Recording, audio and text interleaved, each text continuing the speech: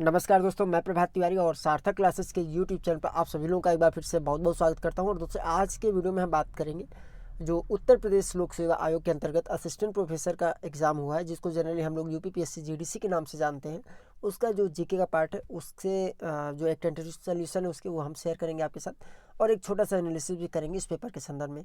तो चलिए सबसे पहले एनालिसिस कर लेते हैं इस पेपर का। तो आपको ये बता दें कि जो पेपर प्रश्न पत्र है इसका, जीएस पार्ट का, काफ़ी एवरेज पेपर है और आसानी से, अगर जिसने थोड़ी सी भी मेहनत की होगी, वो जो हमारा कम से कम 40% का क्राइटेरिया है उसको ज़रूर आपने कवर कर लिया होगा। और इसमें जो जी अगर करंट अफेयर्स की बात कर लें तो करंट अफेयर्स का जो पार्ट है वो 2021 से ज़्यादातर प्रश्न जो फरवरी महीने का करंट अफेयर्स है वहाँ से लिया गया है। और इसके अतिरिक्त रीजनिंग पोर्शन में अगर बात करें तो रीजनिंग के सवाल अच्छे सवाल हैं, कॉमन सेंस जैसे सवाल है, बहुत टिपिकल सवाल नहीं। और कुछ एक दो सवाल ऐसे भी हैं जिनको देखकर लगा कि इसको तो कोई भी सॉल्व कर सकता है, लेकिन इसके विपरीत कुछ प्रश्न ऐसे भी हैं जो जटिल हैं और निश्चित तौर पर अभ्यर्थियों को ऐसे प्रश्न ने परेशान भी किया होगा। तो खैर चलिए पहले आंसर हम लोग देख लेते हैं। और तो पहला क्वेश्चन है, निम्नलिखित में कौन सा सही सुमेलित नहीं है। इसमें देखिए, अगर हम अनुच्छेद 52 की बात करें, जो राष्ट्रपति का निर्वाचन है, ये सही नहीं है, सही सुमेलित नहीं है। अनुच्छेद 52 किससे संबंधित है, इसको आप कमेंट कीजिएगा। अब निम्नलिखित में कौन सी संख्या नीचे दिए गए चित्र में प्लस मतलब क्वेश्चन मार्क्स के स्थान पे आएगी। तो सिंपल सी बात है, देखिए यहाँ पर क्या है, पहली नंबर में दूसरी नंबर माइनस कर दीजिए, नीचे की नंबर यहाँ पे निकल आ रही है। यानी 46 में 22 माइनस करेंगे तो 24 आएगा। सिमिलरली 69 में 42 माइनस करेंगे तो 27 आएगा। देखिए 9 में 2 गया 7 और 6 में 4 गया 2। इस तरह आप 79 में 38 माइनस करेंगे तो 9 में 8 जाएगा 1 और 7 में 3 जाएगा 4, तो 41 आएगा। ऑप्शन बी राइट आंसर हो जाएगा। तो इसका जो सही आंसर होगा कितना होगा, 41। तो राइट आंसर कितना हो जाएगा, बी हो जाएगा। अगला है, एक स्कूल में 2017 से 2020 तक लड़कों एवं लड़कियों का अनुपात नीचे दिया गया है। तो देखिए क्या है, 2007 में उस विद्यालय में अगर एक लड़का था तो 4 लड़कियां पढ़ रही थी। 2018 में अगर एक लड़का था तो 2 लड़कियां पढ़ रही थी। 2019 में अगर एक लड़का पढ़ रहा था तो 5 लड़कियां पढ़ रही थी। और 2020 में अगर 2 लड़के थे तो 4, यानी पूरा अनुपात दिया गया। और इसके आधार पर आपको ये बताना है कि यदि 2018 और 2020 में लड़कियों का अनुपात 3:1 है तो 2018 और 2020 में लड़कों का अनुपात क्या होगा। तो यहाँ पे 3:1 में हम जब इसको बराबर कर लेंगे, 2 और 4 को 3:1 में करके, तो उस तरीके से यहाँ पर जब हम निकालेंगे लड़कों का अनुपात, तो ये रेशियो जो आएगा वो आएगा 3:1। देखिए इसको समझने की कोशिश कीजिए कैसे मैंने इसको निकाला है। तो देखिए लड़कियों का जो अनुपात है बाद वाला है, तो 2018 में अगर ध्यान दें तो लड़कियां अगर 2 हैं तो 2020 में लड़कियां कितनी है, 4। अब यहाँ पर अनुपात की बात की जा रही है, लड़कियों का अनुपात 3:1 में है। यानी अगर हम इसको 4 माने 2020 में लड़कियों को, तो 2018 में कितना होना चाहिए था, 4 3 12। बट 2018 में यहाँ कितना दिखा रहा है, 2। तो 2 को 12 तक ले जाने के लिए हमको 6 से मल्टीप्लाई करना पड़ेगा।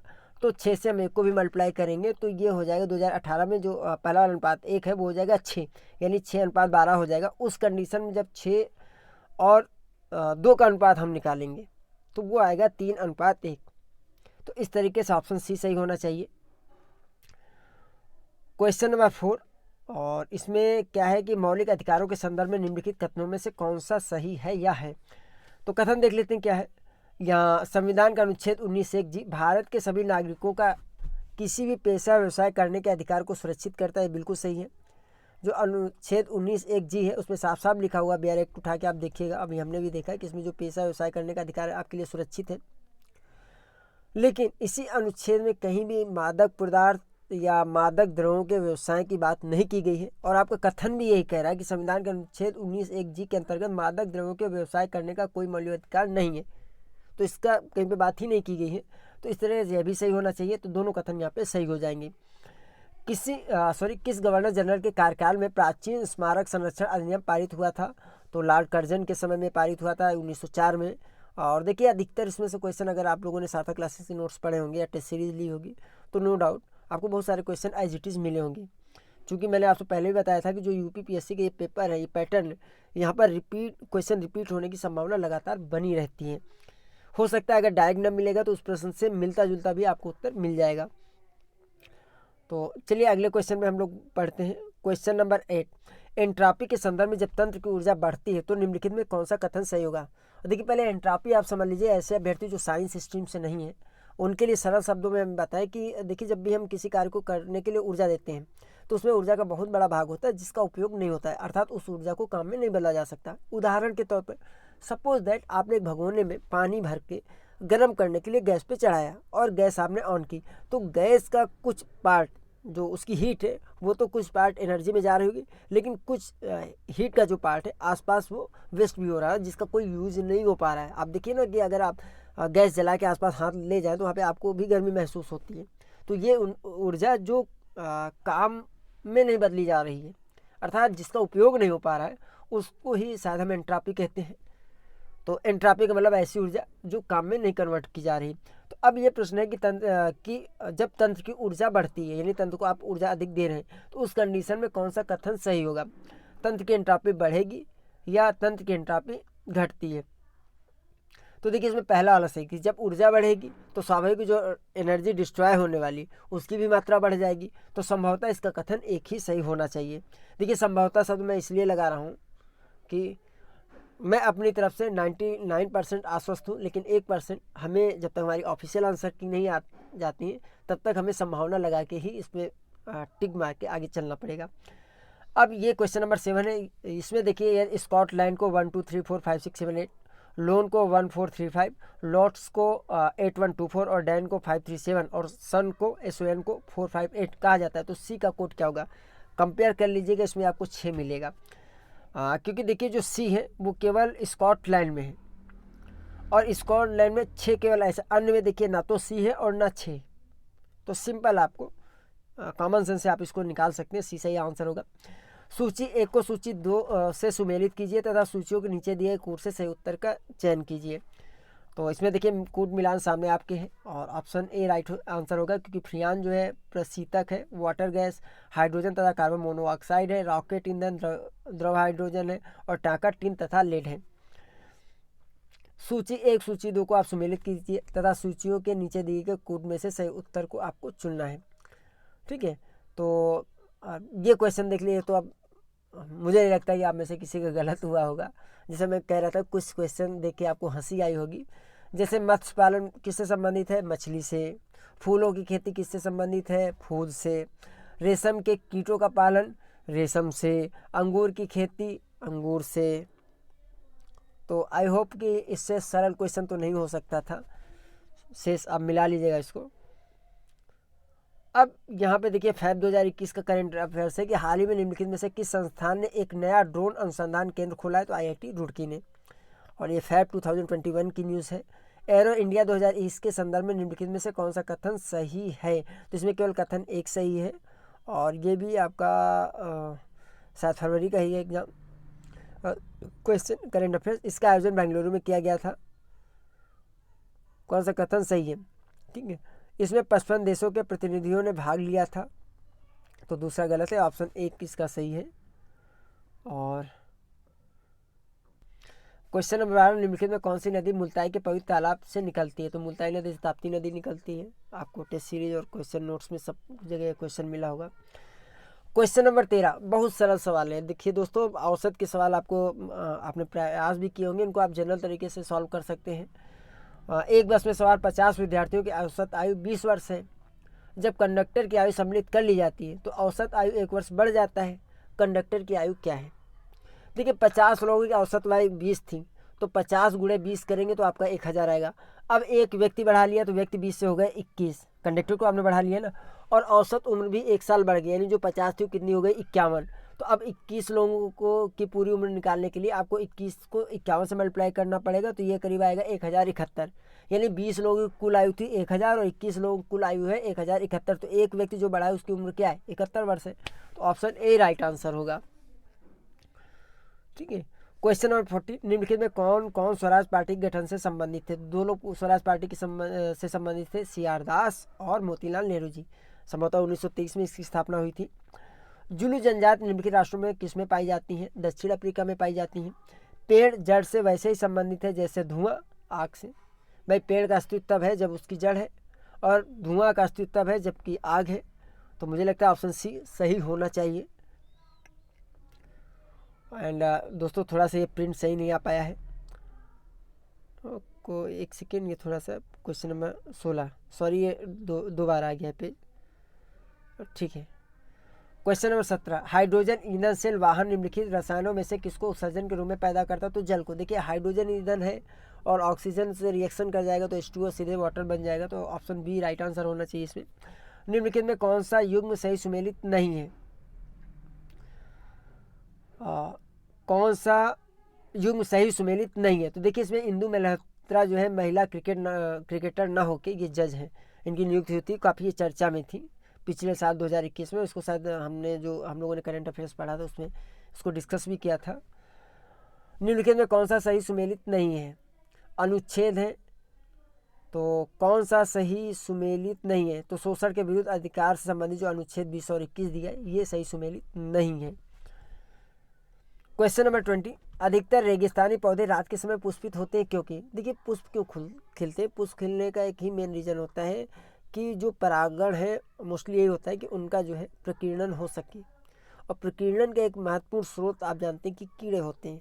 कीड़े फूल खिलता है उसके पास आते हैं और उनके पर में जो रोए होते हैं वहाँ पे उनके परागकण चिपक जाते हैं, जब दूसरे पौधे पे पहुँचते हैं फूल पे तो वहाँ पे वो परागण हो जाता है। तो रेगिस्तान में जो मेन फैक्ट्स निकल के आ रहा है वो यही लग रहा है प्रथम दृष्टया कि जो रेगिस्तानी कीड़े रात के समय सक्रिय हो जाते हैं, क्योंकि दिन में तो रेगिस्तान का टेम्परेचर बहुत ज़्यादा होता है। तो इस तरह से ऑप्शन डी सही होना चाहिए।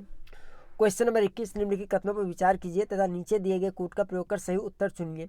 देखिए ऋग्वेद में 1028 संस्करण है और ऋग्वेद को अष्टक भी कहा जाता है, तो संभवतः इसमें दोनों सही हो सकते हैं, बट मैं पूर्णतया आश्वस्त नहीं हूँ क्योंकि ये ऋग्वेद को अष्टक भी कहा जाता है। ये देखिए हमें सीधे सीधे नहीं मिल रहा है, हालांकि ये जरूर मिल रहा है कि इनके सूत्रों को जो अरेंज किया गया 2 तरीके से अरेंज किया गया है, लेकिन इसको अष्टक कहा जाता है। ये अभी मैं थोड़ा सा जो जल्दबाजी में सर्च कर रहा था मुझे कहीं मिल नहीं पा रहा, लेकिन मे भी कि दोनों हो सकते हैं। निम्नलिखित में कौन सा सही सुमेलित नहीं है? तो इसमें जो पहला है बैलाडीला, ये मध्य प्रदेश में न होकर छत्तीसगढ़ में, और यही सही सुमेलित नहीं है। निम्नलिखित में कौन सा देश क्वाड समूह का हिस्सा नहीं है? तो कतार को छोड़ के बाकी चारों आप जो देख रहे हैं तीनों, ऑस्ट्रेलिया, भारत, जापान, ये क्वाड का हिस्सा है। क्वेश्चन नंबर 24, चैलेंजर गर्त उत्तरी पूर्व प्रशांत महासागर में, डॉल्फिन उभार आपका उत्तरी अटलांटिक महासागर में है, चैलेंजर उभार दक्षिणी अटलांटिक महासागर में, और चागोस कटक हिंद महासागर में। तो ऑप्शन बी राइट आंसर हो जाएगा। अब नीचे 2 कथन दिए गए हैं। पहला कथन, बलबन तुर्कान ए चहलगामी का सदस्य था, कारण है उसने अपनी योग्यता के कारण अधिक महत्वपूर्ण स्थान प्राप्त किया। देखिए जो बलबन था वो तुर्गान चहलगामी जो कि 40 सरदारों का समूह होता था उसका सदस्य था, और बलबन ने जो सत्ता हासिल की थी, इससे पहले शायद इल्तुतमिश वंशज के जो शासक थे उनसे। अब लेकिन ये अपनी योग्यता के कारण अधिक महत्वपूर्ण स्थान प्राप्त किया था या इसका कोई और कारण था, तो ये थोड़ा सा जो है क्लियर नहीं हो पा रहा है, ठीक है। तो अभी स्पष्ट रूप से तो हम नहीं कह पाएंगे, लेकिन जो इनकी पहली नज़र में हमें ऐसा लगता है कि दोनों सही हो सकता है, कि ए और आर दोनों सही हैं, और आर ए की सही व्याख्या करता है मे बी। तो चूँकि इसमें देखिए व्याख्या करता है ये थोड़ा सा बहुत डाउटफुल है, तो डाउट में ही इस क्वेश्चन को आप रख लीजिए 25 को, वेट कर लीजिए थोड़ा सा, क्योंकि कथन कारण वाले में पता नहीं आयोग के द्वारा किसको माना जाए। और वैसे अगर हम जाना चाहेंगे तो हम प्रथम दृष्टया ए के साथ ही जाएंगे। क्वेश्चन नंबर 26, सूची 1 को सूची 2 से सुमेलित कीजिए और सूचियों को नीचे दिए गए कूट में से सही उत्तर का चयन कीजिए। तो नो डाउट इसमें देखिए बिल्कुल सही से मिला दिया गया है आपका। अमाशय रस में उपस्थित अम्ल जो है हाइड्रोक्लोरिक अम्ल है, हड्डियों में उपस्थित यौगिक कैल्शियम फॉस्फेट होता है, सिरका में उपस्थित अम्ल एस्टिक अम्ल होता है, और दूध का खट्टा होना लैक्टिक अम्ल होता है। तो इस तरीके से ऑप्शन सी राइट आंसर हो जाएगा यहाँ पे। तो क्वेश्चन नंबर 26 हो गया। क्वेश्चन नंबर 27, निम्नलिखित में से किसको भारत के नए सैन्य अभियान का महानिदेशक नियुक्त किया गया है? तो BS राजू को, फरवरी 2021 की खबर है। निम्नलिखित में से कौन सा कथन मुद्रा संकुचन के अर्थ की सही व्याख्या करता है? तो मुद्रा आपूर्ति बढ़ रही है, तो ये ऑप्शन डी राइट आंसर हो जाएगा। मराठों के संदर्भ में निम्नलिखित में कौन सा कथन सही है? तो देखिए इसमें पहला कथन तो सही कि मराठों द्वारा चौथ और सरदेशमुखी के रूप में कर वसूल करते थे, लेकिन जो दूसरा कथन है कि मराठों ने 1761 में पानीपत के द्वितीय युद्ध, तो भैया द्वितीय युद्ध नहीं थे, तृतीय युद्ध था, तो इस तरीके से केवल एक सही है। क्वेश्चन नंबर 30 निम्नलिखित नीचे दो कथन दिए गए, एक को अभिकथन ए और दूसरे को कारण आर कहा गया है। तो अभिकथन है कि नर्मदा नदी अपने मुहाने पर डेल्टा का निर्माण करती है, और दूसरा या एक भ्रंश घाटी में होकर बहती है। तो देखिए ये सीधे सीधे क्वेश्चन आपको कई जगह मिला होगा, नोट्स में भी सार्थक क्लासेस मिल गया होगा, टेस्ट सीरीज में भी आपको एज इट इज़ मिला होगा। इसमें जो पहला वाला है कि नर्मदा घाटी अपने मुहाने पर डेल्टा का निर्माण करती है, ये गलत है, जबकि एक भ्रंश घाटी से बहती ये सही है। तो ए गलत है किंतु आर सही है। अच्छा, अब एक महत्वपूर्ण बात आपको और बता दूं, जैसा आप लोग जानते हैं कि जीडीसी के इस एग्जाम में 40% का क्राइटेरिया है। हालांकि मैं आपको फिर स्पष्ट कर दूं कि इनके नोटिफिकेशन में ये कहीं पर भी स्पष्ट रूप से नहीं लिखा है कि आपको जो 40% है वो जीएस में अलग होना चाहिए और जो आपका सब्जेक्ट है उसमें अलग होना चाहिए। लेकिन पिछले बार के जो रिजल्ट आए हैं उनसे एक यही अनुमान लगाया जा रहा है कि आपके जीएस और करेंट में ही मतलब सब्जेक्ट में ही नहीं, अब जो आपका इंटरव्यू प्रोसेस है उसमें भी 40% का क्राइटेरिया है। तो इस हिसाब से अगर देखिए आपका 40% से अधिक होता तो अच्छी बात है, लेकिन मैं आपसे यह अनुमान कहना चाहूँगा कम से कम आप देख लीजिएगा ओवरऑल आपके 40% क्वेश्चन जीएस में सही हो रहे हैं या नहीं है हो रहे हैं। क्योंकि मुझे ऐसा लगता है कि अगर कहीं 40% आपका जीएस सही नहीं हुआ तो फिर आपके सब्जेक्ट की भी मेहनत यहाँ पर व्यर्थ जाने वाली है। अब 40% आप कैसे निकालेंगे? देखिए मैं आपको सिंपल तरीका बता दूं कि आप ऐसा कीजिए कि कितने क्वेश्चन गलत हैं वो आप निकाल लीजिए, आपके कितने क्वेश्चन रॉन्ग हुए। सपोज दैट आपके क्वेश्चन 6 गलत हुए हैं, तो 6 को 3 से डिवाइड कर दीजिए 1/3 के लिए, तो आपका कितना आएगा 2। और जितने क्वेश्चन आपके सही हैं उसमें से आप ये जितने आपके गलत हैं माइनस कर दीजिए। मान लीजिए आपके क्वेश्चन सही थे 15 और गलत हुए 6 में, तो 15 में 2 घटा दिया हमने, आया 13। अब आपको परसेंट निकालने के लिए जितना ही आपका 13 जो आया है इसको आप जो है 30 से डिवाइड कर दीजिएगा और 100 से मल्टीप्लाई कर लीजिएगा। सपोज दैट 13 है ना, तो 13 के आगे 2 जीरो लगा लिया 1300 और डिवाइड कर दिया कितने क्वेश्चन है 30, तो ये आपका परसेंटेज निकल आएगा। तो इसको आप जरूर कर लीजिएगा। बेस्ट ऑफ विशेष हमारी तरफ से हम यही चाहेंगे और हम ईश्वर से भी यही प्रार्थना करेंगे कि आपने अगर पेपर दिया है तो इसमें इंटरव्यू कॉलिंग हो और आपको इंटरव्यू देने को मिले और फाइनल आप जो है इस जॉब में सफल हो और आपका भविष्य स्वर्णिम हो। ऐसी उम्मीद के साथ, ऐसी शुभकामना के साथ आज की वीडियो को विराम देंगे। हम आपसे फिर मिलेंगे अगले वीडियो में कुछ नई जानकारी के साथ। तब तक के लिए नमस्कार।